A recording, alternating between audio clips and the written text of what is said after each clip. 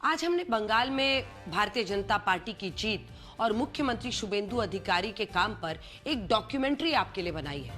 आइए आपको ये डॉक्यूमेंट्री दिखाते हैं, जिससे आपको पता चलेगा कि शून्य से सत्ता के शिखर तक का ये सफर कैसे तय किया गया। मैं श्री शुभेंदु अधिकारी जी को पश्चिम बंगाल विधानमंडल दल के नेता के रूप में निर्वाचित घोषित करता हूं।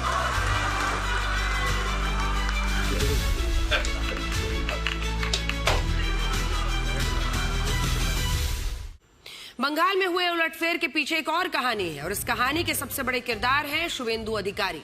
पश्चिम बंगाल में टीएमसी के वोटर्स को उनके लिए लॉयल माना जाता था और वहां जमीन पर टीएमसी का इतना मजबूत काडर था कि बीजेपी के लिए बंगाल में पैर घुसाना मुश्किल था। 2021 में बीजेपी से यह चूक भी हुई थी कि जब 3 से 77 सीटें पर पहुंची, लेकिन टीएमसी को वो हरा नहीं पाई। इसके बाद शुभेंदु अधिकारी ने टीएमसी के काडर की वो काट निकाली, जिसने भारत के चुनावी इतिहास में एक नई मिसाल पेश कर दी। आज हम आपको शुभेंदु अधिकारी की वो कहानी बताना चाहते हैं, जिससे आप ये समझ पाएंगे कि बीजेपी ने शुभेंदु अधिकारी की मदद से ग्राउंड पर टीएमसी के काडर को कैसे मात दी। देखिए, तारीख 19 दिसंबर 2020, जब शुभेंदु अधिकारी ममता बनर्जी का साथ छोड़कर भगवा रंग में रंग चुके थे, उन्हें अमित शाह ने बीजेपी में शामिल कराया। और आज इस घटना के 1966 दिन बाद जब बंगाल में बीजेपी पहली बार सरकार पर काबिज हो रही है, तो मुख्यमंत्री के रूप में जो नाम पुकारा गया वो नाम है शुभेंदु अधिकारी। और इस नाम का ऐलान किया खुद गृह मंत्री अमित शाह ने। केंद्रीय पर्यवेक्षक के रूप में मैं श्री शुभेंदु अधिकारी जी को पश्चिम बंगाल विधानमंडल दल के नेता के रूप में निर्वाचित घोषित करता हूं। जब इस बैठक में शुभेंदु अधिकारी के नाम पर मोहर लगाई गई, तो अमित शाह ने माला पहनाकर शुभेंदु अधिकारी का अभिनंदन किया और इस पर शुभेंदु अधिकारी पूरी तरह अभिभूत नजर आए। वो बार बार अमित शाह और विधायक दल का शुक्रिया कर रहे थे।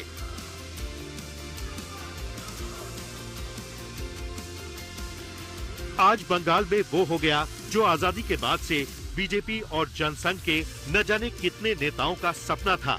और अब इतिहास में पहली बार बीजेपी कोलकाता की कुर्सी पर काबिज हो रही है। इस बार जो जन समर्थन मिला है, उसका आभार व्यक्त करने के लिए भाजपा के कार्यकर्ता के नाते मेरे पास शब्द नहीं है। हमारा विधायकों का जीत का एवरेज मार्जिन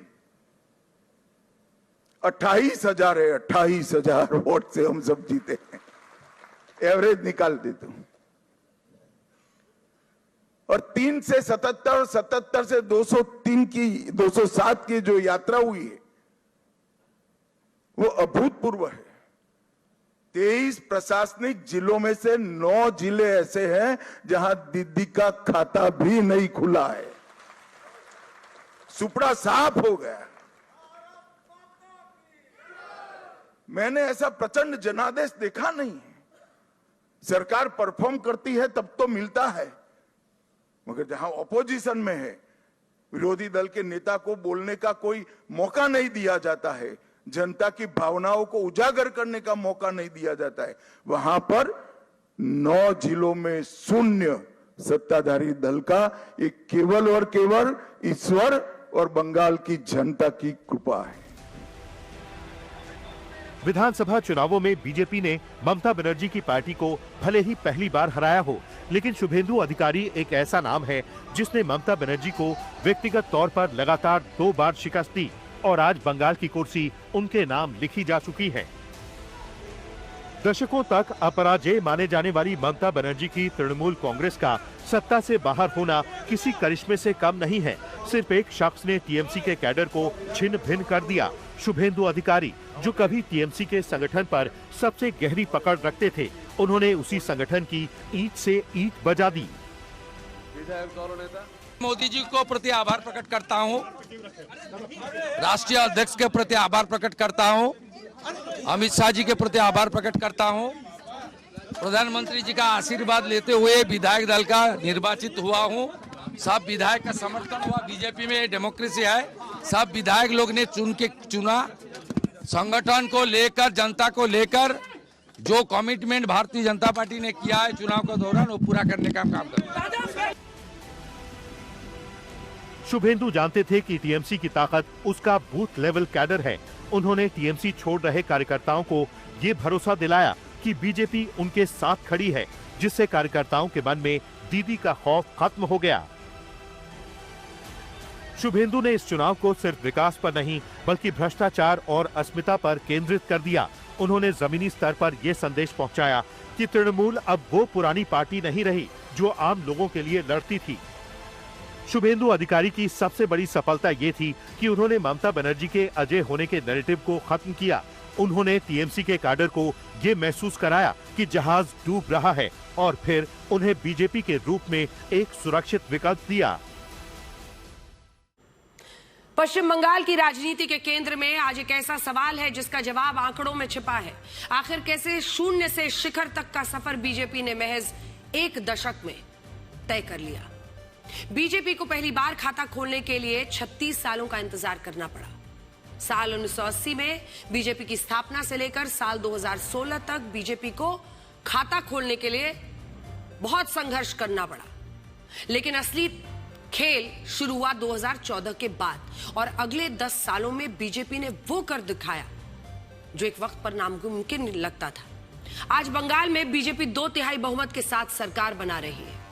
इस चमत्कार के पीछे कोई गुप्त फॉर्मूला नहीं बल्कि एक ठोस रणनीति थी जिसका आधार था हिंदू वोटों का एकीकरण। बीजेपी ने बंगाल की राजनीति की पुरानी परंपरा को तोड़ दिया, खुल्लम खुल्ला दांव खेला। रणनीति साफ थी, उन्हें मुस्लिम वोट नहीं चाहिए। मुस्लिम तुष्टीकरण के आरोपों को ढाल बनाकर बीजेपी ने मतुआ समुदाय से लेकर आदिवासी इलाकों तक हिंदुत्व की अलख जगाई। जहां विपक्षी दल मुस्लिम वोटों के गणित में उलझे रहे, वहीं बीजेपी ने 70% हिंदू आबादी को अपना सारथी बना लिया। जय श्री राम का नारा सिर्फ धार्मिक नहीं बल्कि बंगाल में सत्ता परिवर्तन का सबसे बड़ा राजनीतिक हथियार बन गया। आज बंगाल की सियासत 2 ध्रुवों में बटी है। एक तरफ वो जो अल्पसंख्यक वोटों के बिना जीत की कल्पना नहीं करते और दूसरी तरफ बीजेपी जिसने साबित कर दिया कि बहुसंख्यक वोटों की लामबंदी सत्ता के गलियारों तक पहुंचने का रास्ता हो सकती है। 1 दशक में 3 सीटों से 207 सीटों की छलांग ने बंगाल के राजनीतिक इतिहास को हमेशा के लिए बदल दिया। और आज हम आपको यही बताने वाले हैं कि आखिर बंगाल में बीजेपी ने कैसे कमल खिलाया, यानी बंगाल बीजेपी जीती कैसे।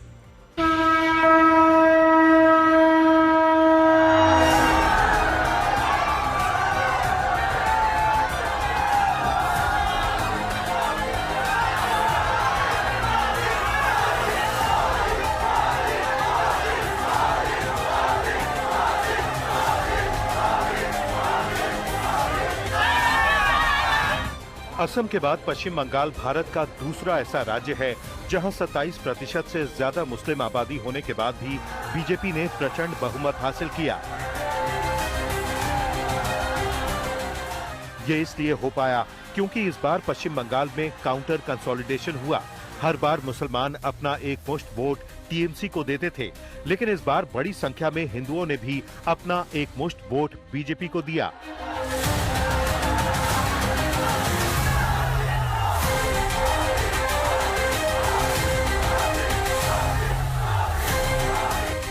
खासकर उन सीटों पर बीजेपी को हिंदुओं के बम्पर वोट मिले जहां मुसलमानों की आबादी 40% से ज्यादा है।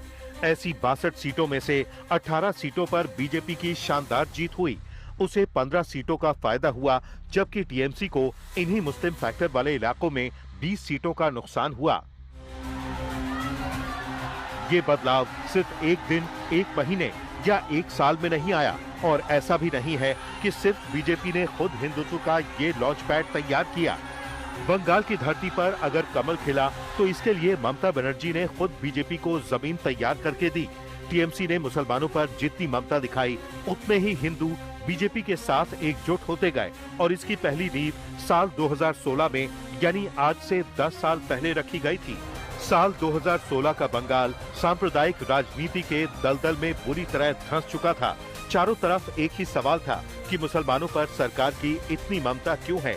उस दौर में मुहर्रम उसी दिन पड़ रहा था जिस दिन पूरे राज्य में दुर्गा विसर्जन होना था। अगर सरकार चाहती तो वो ना मुहर्रम को रोकती और ना दुर्गा विसर्जन को। इससे सांप्रदायिक सौहार्द भी मजबूत होता। इसके लिए बस ममता बनर्जी की सरकार को पूरे राज्य में सुरक्षा के कड़े इंतजाम करने थे, लेकिन सरकार ने ऐसा नहीं किया। सरकार ने इसे एक मौका समझा। मौका पश्चिम बंगाल के 27% मुसलमानों को खुश करने का, मौका मुस्लिम वोट बैंक को मजबूत करने का और मौका मुसलमानों को ये बताने का कि टीएमसी चुनावों में उनका एकमुश्त वोट मिलने से गदगद है और वो उनकी भावनाओं का ख्याल रखेगी। सरकार ने ऐसा किया भी। ममता बनर्जी मीडिया के सामने आई और उन्होंने ये ऐलान कर दिया कि 2016 का मुहर्रम जुलूस बिल्कुल नहीं रुकेगा। ये उसी दिन निकलेगा जिस दिन दुर्गा विसर्जन होना है। इसके लिए ममता बनर्जी ने दुर्गा विसर्जन को ही एक दिन के लिए स्थगित कर दिया और 2016 के इसी फैसले ने हिंदुओं के मन में एक टीस पैदा की। टीस इस बात की कि वोट तो हिंदुओं ने भी ममता बनर्जी को दिया था, फिर ऐसा क्यों हुआ कि मुहर्रम के लिए दुर्गा विसर्जन को रोक दिया गया। শুধু একদিনই দেওয়া যাবে না, সেটা হচ্ছে 1 অক্টোবর একাদশীর দিন। একাদশীর দিন এমনিতে আমরা বিসর্জন দিতেও চাই না অনেক সময়। একাদশীর দিনটা শুধু দেয়া বিসর্জন হবে না, কারণ ওই দিন মুহররম আছে বলে। ये सिर्फ एक साल नहीं हुआ, इसके बाद आया साल 2017। इस बार भी ममता बनर्जी ने कोई संकोच नहीं किया। उन्होंने मुहर्रम के लिए दुर्गा विसर्जन पर रोक लगा दी और इस बार ये मामला कलकत्ता हाई कोर्ट गया। सरकार की नीतियों और फैसलों को देखकर अदालत को भी ये कहना पड़ा कि मुहर्रम के लिए दुर्गा विसर्जन को रोकना गलत है। हाईकोर्ट ने ये भी कहा कि सरकार दो समुदायों के बीच दरार को जानबूझकर गहरा कर रही है और ये बात हिंदुओं के मन में घर कर गई। हिंदुओं को ऐसा महसूस होने लगा कि पश्चिम बंगाल में उनकी नहीं बल्कि मुसलमानों की सरकार का शासन है। वक्त आगे बढ़ा और फिर आया साल 2019। इस बार लोकसभा चुनावों में ममता बनर्जी ने जय श्री राम के नारे का विरोध करना शुरू कर दिया। कुछ लड़कों को जय श्री राम का नारा लगाने पर जेल में डालने की धमकी दे दी और ये कहा कि जय श्री राम बंगाल में नहीं चलेगा।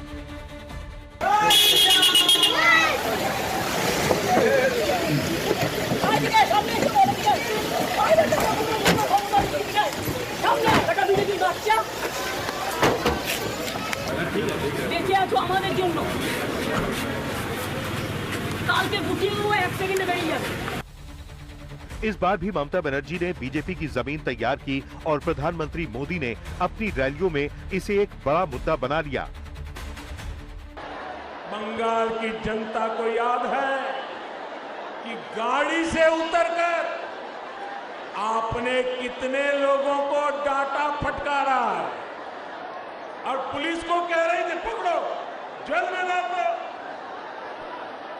तुष्टीकरण के लिए आपकी हर कार्रवाई बंगाल के लोगों को याद है। बीजेपी ने हिंदुत्व के मुद्दे को सिर्फ उछाला था, लेकिन ममता बनर्जी की प्रतिक्रिया ने बीजेपी को बंगाल में एक नया अवसर दिया। लोकसभा चुनावों में पहली बार बंगाल की 18 सीटों पर बीजेपी जीती और 22 सीटों पर ममता बनर्जी की टीएमसी। ये हार ममता बनर्जी के लिए कई सबक लेकर आई, लेकिन इसके बावजूद ममता बनर्जी की सुई मुसलमानों पर अटकी रही।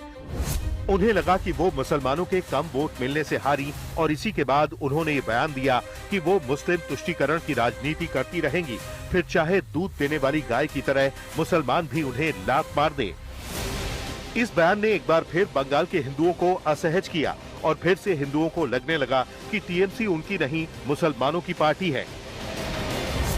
इसी दौर में शुभेंदु अधिकारी बीजेपी में आए, जो आगे चलकर हिंदू हृदय सम्राट बने और 2021 के चुनावों में बीजेपी 3 सीटों से 77 सीटों पर पहुंच गई। बीजेपी को उम्मीद थी कि ममता बनर्जी की मुस्लिम तुष्टीकरण की राजनीति से आक्रोशित होकर बड़ी संख्या में हिंदू उसे वोट देंगे, लेकिन ऐसा हो नहीं पाया। बीजेपी और टीएमसी के बीच 10% वोटों का अंतर रहा। उस बार काउंटर कंसोलिडेशन नहीं हुआ। यानी मुसलमान तो बड़ी संख्या में वोट डालने के लिए मतदान केंद्रों पर पहुंचे, लेकिन हिंदुओं के बीच वैसी एकजुटता नहीं दिखी। बीजेपी हारी, लेकिन उसने हिंदू वोटर्स को छोड़ा नहीं और ममता बनर्जी धीरे धीरे बीजेपी का काम आसान करती रहीं।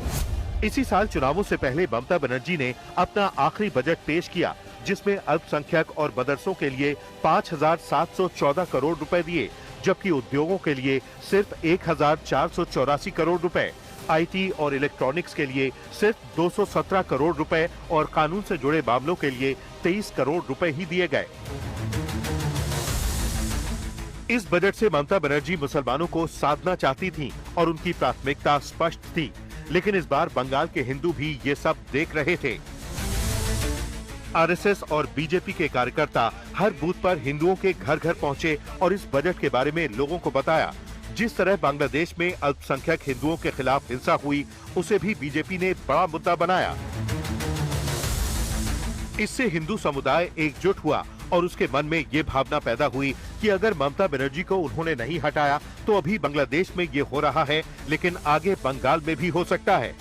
ऊपर से रही सही कसर टीएमसी के नेताओं ने पूरी कर दी।